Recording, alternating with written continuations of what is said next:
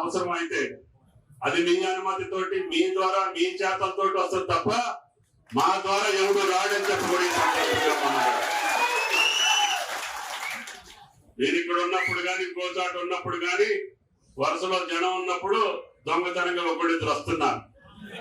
వస్తే నేను ఆడ దగ్గరికి ఆ ఊరు దగ్గరికి వెళ్ళి అక్కడ మా గ్రామాధ్యక్షుడు ఉంటాడు, ఆయన కాడు పట్టుకొని అక్కడి నుంచి రాండి తప్ప నా దగ్గర కుదరదు. కాబట్టి దయచేసి మీరందరూ కూడా అదే పద్ధతిలో నిజమైనటువంటి ఓటర్ని మనం ప్రజల్ని ఏమి విభేదించట్లేదు. అదేవిధంగా తను కాంగ్రెస్ పార్టీ పనిచేసినటువంటి వాళ్ళు ఏదే పార్టీకి పనిచేసిన వాళ్ళు అందరికీ శత్రువులు కాదు. ఎవరైతే మిమ్మల్ని రాసి రంపాన పెట్టారో, అధికారం ఉందని మతంతో మన ఇబ్బందులు పెట్టారో వాళ్ళని మట్టికి ఒక చూపు చూడాల్సినటువంటి అవసరం ఉంది.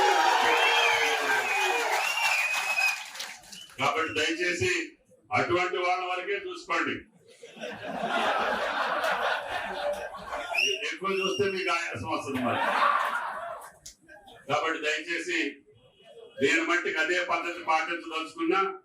కొంతమంది ఎందుకు అంత కఠినంగా ఉంటావు, రేపు ఏం అవసరం వస్తుందో ఏం వస్తుందో అన్నారు.